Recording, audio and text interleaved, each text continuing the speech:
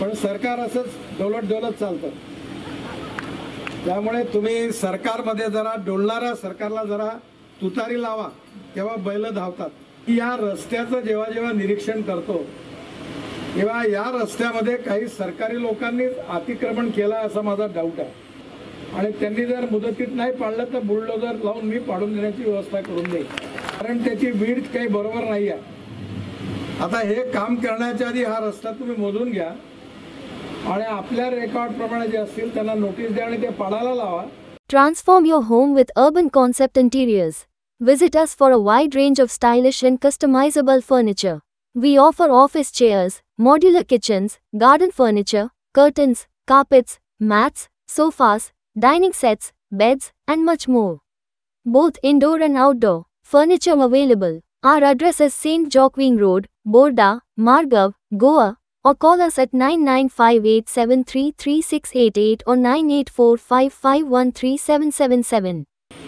खरें म्हणजे गोयचो विकास जर केन्ना सुरू जालो जर आसत जाल्यार कोणूय सांगतलो दोळे धापून तो 2014तल्यान खऱ्या अर्थात सुरवात जालो डबल इंजिनचे सरकार आयल्या उपरांत. पयले फावटी मोदीजीचे सरकार आयले आनी मोदीजीच्या सरकारात गडकरीजी हे national highway minister, port minister हे तांचे कडेन 2 मिनिस्ट्री आयल्यो आनी पयलेच फावटी गोंयांत आयल्या उपरांत तांच्यांनी स्वताहूनच प्लॅन केले की गोंयाक कितें कितें दिवपाचें तें. आमी कोणी मागूंक नाशिल्ले. जरी डिले जालो आसत म्हाका खबर आसा हो प्रोजेक्ट पुराय जावपाक ऑलमोस्ट 6 वर्सां लागली, कारण एमपीटीन थोडे पयशे डेपॉझिट केल्ले, नॅशनल हायवेन मॅक्झिमम शेअर घातलेलो आनी गोंयांत एकदम थोडे पयशे दिल्ले. हाजेरूय बी हेची संकल्पना जी आशिल्ली ही अशा पद्दतीन हो रस्तो करप ही संकल्पना माननीय गडकरीजींची आशिल्ली. गोंयचे बजेट हे 26,000 कोटी, पण कॅल्क्युलेशन जर करीत जाल्यार आयज गोंयाक दिल्ले केंद्रात पयशे जर सगळे कॅल्क्युलेट करीत जाल्यार आमी जवळपास आता 40,000 कोटीचेर पावले. 11 वर्सांच्या मदीं 2014 पासून ते 2025 पावल्या. ह्या 11 वर्सांक जवळपास 40,000 कोटी रुपया दिले आणि फाटल्या 50 वर्सांक जर काढून पळयत जाल्यार म्हाका दिसता 400 कोटी सुद्धा गोंयाक मेळूंक नाशिल्ले. येदी व्हडली केन्नाच विकास करपा खातीर डबल इंजिनची सरकारां पयलीं आसली आनी आतांय आसात. आमचे सरकार हे मोदीजींच्या नेतृत्वाच्या सकयल विकसीत भारत विकसीत गोवा ही संकल्पना पुराय करपाचो संकल्प दवरता. पुराय देशातले आकर्षण जर कितें आसतलें आसत जाल्यार जुवारी पुलाचेर जावपी रिव्हॉल्विंग रेस्टॉरंट जेका आमी म्हणटा ते ह्या देशातले न्ही, इट इज अ ग्लोबल आकर्षण आसतलें की थंयसर येवन कॅप्सूल लिफ्टान बसून वयर वचप आनी त्या रेस्टॉरंटांतल्यान पुराय गोंय पळोवप ही त्यांची संकल्पना आसा आनी ते खऱ्या अर्थात आकर्षण आसतलें. साहेब, आपण गोव्याला खूप काही दिला. खरोखरच मी समस्त गोव्याकरांच्या वतीने आपला खूप खूप आभारी आहे. आपले राहिलेले 2-3 प्रोजेक्ट हेही आपण आपल्या या टेन्युअरमध्ये कंप्लीट कराल आणि फ्युचर जसं आम्ही म्हणतो की विकसित गोवा 2047 या दृष्टीने आम्ही जो विचार करतो तेही प्रोजेक्ट आपण मोदीजीच्या आशीर्वादाने आणि आपल्या विजनी नजरेने आम्हाला द्याल याची मी खात्री बाळगतो. आणि परत एकदा आपल्यासाठी खूप खूप मी धन्यवाद म्हणतो. आणि गोव्यामध्ये गेल्या 11 वर्षापासून मी रस्ते विकासाचा मंत्री आहे, नॅशनल हायवेचा. गोव्यामध्ये मोठ्या प्रमाणावर कामं झाली आहे. एवढी कामं झाली आहे की आता प्रमोद सावंत यांना नवीन कामं सांगण्याची गरजच नाही आहे. एवढी कामं जवळपास पूर्ण झालेली आहे. मी ज्यावेळी शिपिंग मंत्री होतो त्यावेळी गोवा पोर्ट ट्रस्ट पण माझ्याकडे होतं. या भागामध्ये किती ट्रॅफिक जाम होत होता ते मी डोळ्यांनी बघितलं आणि त्यामुळे मनोहर पर्रिकर साहेब असतानाच या संदर्भातला जो ट्रॅफिक आहे पोर्टचा तो बाहेरच्या बाहेर कसा जाता येईल आणि इथल्या जनतेला कशी सोय मिळेल, राहत मिळेल याचा विचार त्यावेळी करून ही योजनेची सुरुवात झाली होती. मला अतिशय आनंद आहे की हा प्रकल्प करायला उशीर झालेला आहे, पण आज याचं लोकार्पण होत आहे आणि हा प्रकल्प निश्चितपणे या भागातल्या जनतेच्या जीवनामध्ये सुसह्य बदल केल्याशिवाय राहणार नाही असा मला विश्वास आहे। माझी मुख्यमंत्र्यांना आणि मुख्य सचिवांना विनंती आहे की मी या रस्त्याचं जेव्हा जेव्हा निरीक्षण करतो तेव्हा या रस्त्यामध्ये काही सरकारी लोकांनी अतिक्रमण केलं असा माझा डाऊट आहे, कारण त्याची विड्थ काही बरोबर नाही आहे। आता हे काम करण्याच्या आधी हा रस्ता तुम्ही मोजून घ्या आणि आपल्या रेकॉर्ड प्रमाणे जे असतील त्यांना नोटीस द्या आणि ते पाडायला लावा आणि त्यांनी जर मुदतीत नाही पाडलं तर बुलडोजर लावून मी पाडून देण्याची व्यवस्था करून देईन।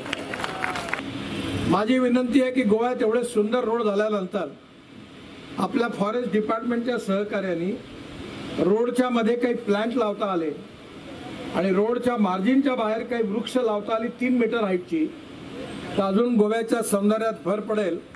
माननीय मुख्यमंत्र्यांनी आणि फॉरेस्ट मंत्र्यांनी यात पुढाकार घ्यावा। गोवा राज्यातील अतिशय महत्त्वाचा प्रकल्प म्हणजे स्वर्गीय मुख्यमंत्री मनोहर पर्रिकर यांच्या नावाने झालेला Manohar international airport link road.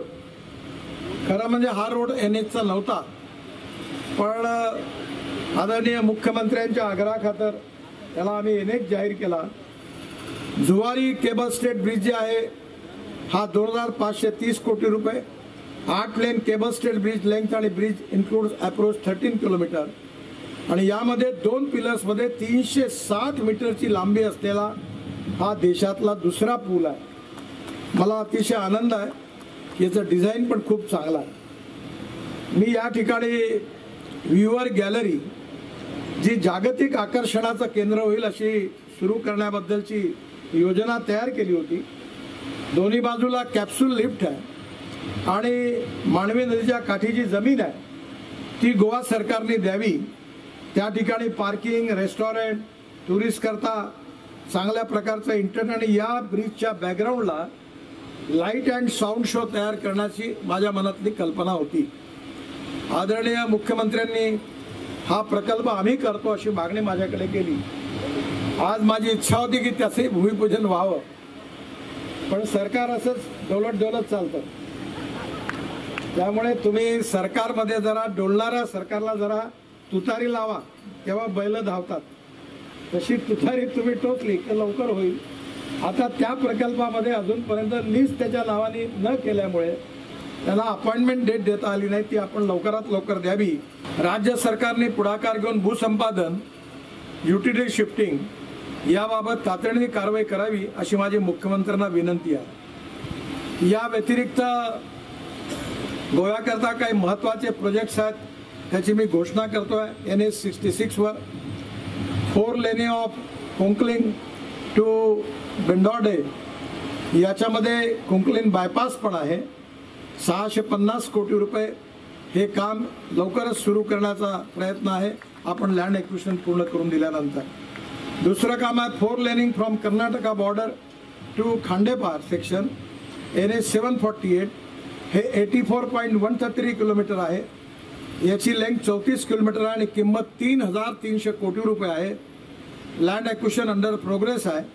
90% झालं की लगेच हे काम आम्ही सुरू करू। तिसरं काम जे आहे 4 laning from Bhoma to old Goa NH 748, हे 6.85 किलोमीटर आहे, 750 कोटी रुपयाचं आहे। DPR झालेला आहे, लँड एक्विजिशन प्रोग्रेसमध्ये आहे। या चारही प्रकल्पाचं तुम्ही लँड एक्विजिशन करून दिल्यावर या कामाची लगेच आम्ही सुरुवात करू। Construction of bridge along with approaches across the Zuari at Bori on 566, हे 8 किलोमीटर 1200 कोटी रुपयाचं पुलाचं काम आहे, त्याला आम्ही मंजुरी दिलेली आहे।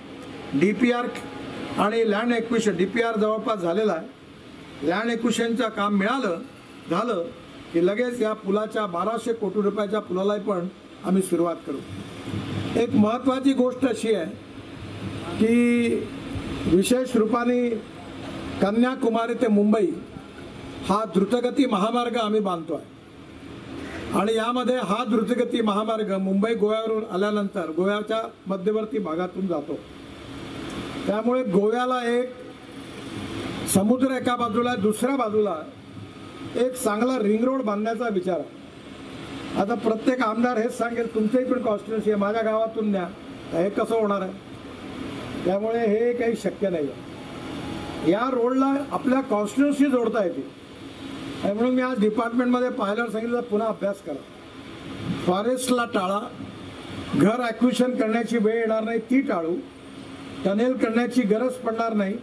आणि अशा प्रकारे 120 किलोमीटरचा गोव्याचा नवीन बायपास जर आपण तयार केला तर गोव्या शहरातून जाणारा 50 ते 60% ट्रॅफिक जर बाहेरच्या बाहेर गेला तर गोव्यातलं प्रदूषणही कमी होईल आणि गोव्यामध्ये विशेष रूपाने ट्रॅफिक जामची समस्या पण सुटेल. आणि ते झाल्यावर मग त्याला गोव्यातले शहरं कसे जोडता येतील त्याचा अभ्यास करून आपल्याला विचार करता येईल. अजून एक माझी विनंती आहे की विशेषतः गोव्यामध्ये आपण आता मास रॅपिड ट्रान्सपोर्ट ऑन इलेक्ट्रिसिटी ही योजना आणलेली आहे. 360 रोपवे, केबल कार, फेनिक्युलर रेल्वे बनवतो आणि समुद्रामध्ये आपण केवळ एकच पिलर उभा केला तर गोव्यातून वरच्यावरून सगळा ट्रॅफिक जाईल आणि त्यामुळे रोडवरचा ट्रॅफिक कमी होईल, प्रदूषण, फॉसिल फ्युएलचा उपयोग कमी होईल आणि लोकांना स्वस्तात हॉटेलपर्यंत पोहोचता येईल. या बाबतीत आपण विचार करून प्रपोजल पाठवावं. आणि मला विश्वास आहे की आज सगळ्यात आनंदाची गोष्ट, पोर्ट मिनिस्टर मी होतो त्यावेळी या गोवा पोर्टचा बिझनेस वाढावा त्याकरता हा रोड एक फार मोठी अडचण होती. गावाच्या मधून हेवी लोडेड ट्रक जायच्या, त्या प्रदूषणापासून, आवाजापासून, धुरापासून जनतेला खूप त्रास व्हायचा. पण आता हा ब्रिज झाल्यामुळे सगळा ट्रॅफिक वरच्यावरती निघून जाणार आणि त्यामुळे या गोवा पोर्टच्या विकासाकरता पण, प्रोग्रेस करताय पण एक चांगली संधी गोवा पोर्ट ट्रस्टला मिळणार आहे. त्यामुळे नक्कीच त्यांचा बिझनेस वाढेल, गोव्यात उद्योग व्यवसाय वाढेल, पर्यटन तर वाढणारच आहे आणि या तिन्ही गोष्टीमुळे गोवा एक समृद्धशील आणि संपन्न राज्य म्हणून देशात पहिल्या 5 राज्यांमध्ये निश्चितपणे येईल असा मला विश्वास आहे. Subscribe and follow our YouTube and Facebook channel for more videos.